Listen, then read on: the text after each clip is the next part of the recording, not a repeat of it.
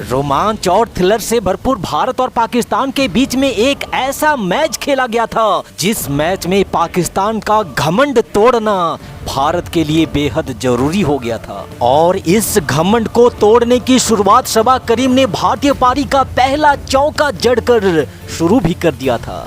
सबा करीम के साथ सौरभ गांगुली ने करी थी भारतीय पारी की शुरुआत और इस बीच यहाँ पे लेग बाय के रूप में एक और चौका भारतीय टीम के खाते में जुड़ चुका था। भले ही ये चौका लेग बाय का था लेकिन दर्शकों का जोश यहाँ पे देखने के लायक था।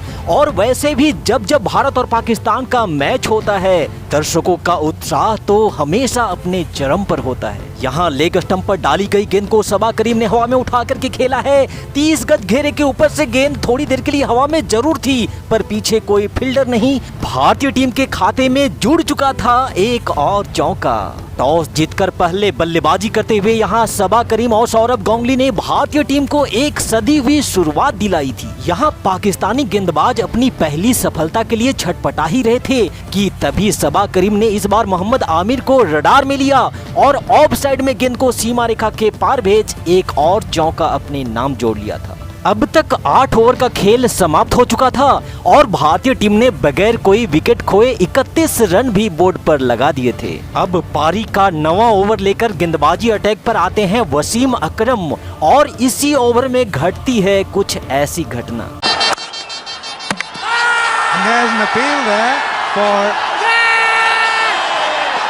I think he'll have to ask for the third umpire because I think he's out here.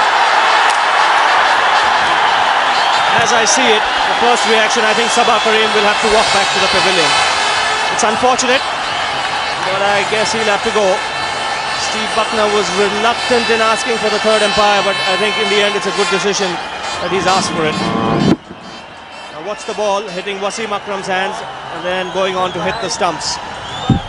He's definitely out. His bat is in the air. You can't see from this angle, but I'm sure you'll get to see it clearly from the camera on the top.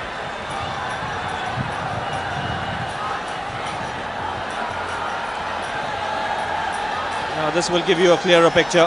The ball hits the stumps. He's short of his ground.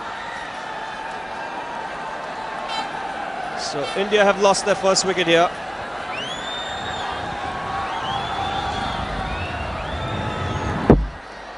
No doubt about it. And good job, Steve Buckner asked for the third umpire because if he hadn't, काफी दुर्भाग्यपूर्ण तरीके से out होकर यहाँ सबा करीम अब pavilion वापस लौट रहे थे और उदास नजरों से गांगुली करीम को पवेलियन वापस लौटता देख रहे थे। बिना मेहनत का विकेट यहाँ पाकिस्तान की झोली में आया था और निश्चित रूप से इसका दुख भी भारतीय ड्रेसिंग रूम में देखा जा सकता था। लेकिन ओवर की आखिरी गेंद पर इस बार किस्मत भारत के साथ थी क्योंकि नवजोत सिंह सिद्धू कैच आउट हो जाते हैं लेकिन अंपायर ने इस गेंद को नो बॉल करार दे दिया था। पाकिस्तानी गेंदबाजों पर दबाव बनाने के लिए यहाँ उन पे काउंटर अटैक करना बेहद जरूरी हो गया था जिसे अंजाम दिया सौरभ गांगुली ने। Lovely shot, square of the wicket, and that could go for 4. There's a fielder after it. He won't cut it off. 4 runs. Ganguly जब तक शांत थे तब तक पाकिस्तानी गेंदबाजों को बड़ा मजा आ रहा था लेकिन यहाँ एक चौका गांगुली ने क्या मारा उनके चेहरे पे 12 बजना शुरू हो गया था। यहाँ से आगे गांगुली और नवजोत सिंह सिद्धू ने वीरों की तरह सीना तान भारतीय पारी को आगे बढ़ाना शुरू किया। Down the wicket, what a glorious shot, and it's 6. What a glorious shot, the shot of the day so far. shot. Well played. On the up, a little bit of room, and an absolutely piercing cover drive. It was a great shot, no doubt about it. That's what the banner says. And India certainly looking good at the moment. There he is. That's his favourite shot. He's a magnificent striker.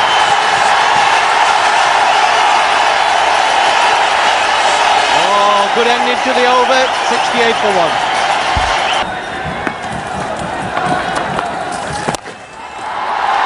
Typical Sidhu stroke. Using his feet down the pitch, over the top, 4 runs.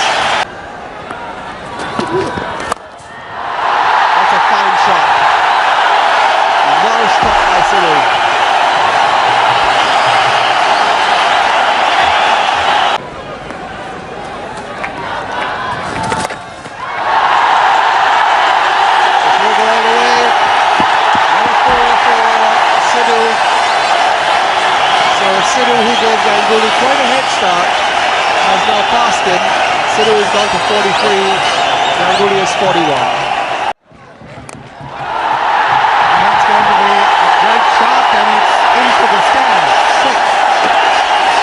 Ganguly और सिद्धू की विस्फोटक बल्लेबाजी से भारतीय खेमा जलवा जलाल था और प्रेशर अब पूरी तरह से पाकिस्तानी गेंदबाजों के ऊपर था, क्योंकि यहाँ सबसे पहले सौरभ गांगुली ने अपना अर्धशतक पूरा किया और उसके कुछ ही देर बाद नवजोत सिंह सिद्धू ने भी पाकिस्तानी गेंदबाजों को पानी पिलाते हुए अपने 50 रन पूरे कर लिए थे। और अपना अर्धशतक पूरा करने के बाद नवजोत सिंह सिद्धू तो और भी ज्यादा खतरनाक बल्लेबाजी करने लगे थे और गेंद का निरंतर बाउंड्री से बाहर जाने का सिलसिला भी जारी था। लेकिन तभी मजबूती से आगे बढ़ती भारतीय पारी पे लग जाता है विराम।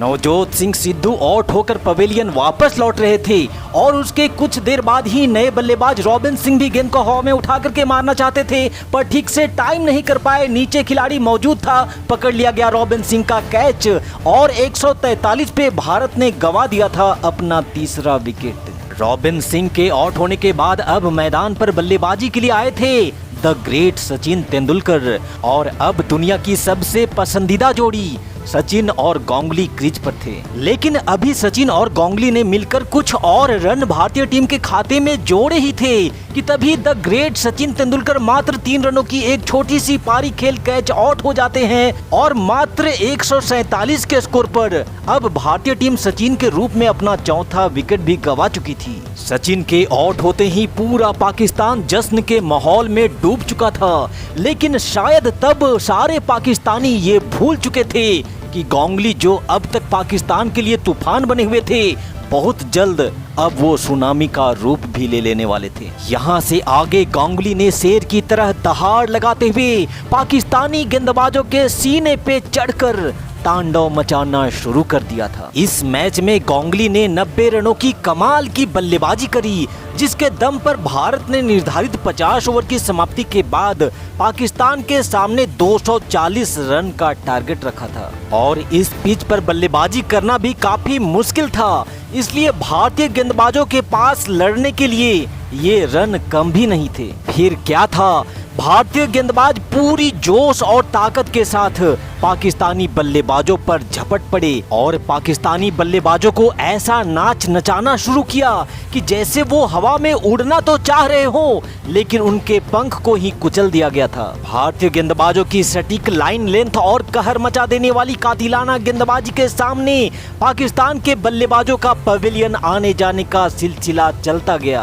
और आखिरकार पाकिस्तान की पूरी टीम को 220 रनों पर ही समेटते हुए भारतीय टीम इस मैच को जीत लेती है। तो भारतीय टीम के इस जीत के नाम इस वीडियो पे एक लाइक जरूर दीजिएगा और क्रिकेट की मजेदार कहानियों के लिए हमारे चैनल को सब्सक्राइब करना भी बिल्कुल मत भूलिएगा। जय हिंद, वंदे मातरम।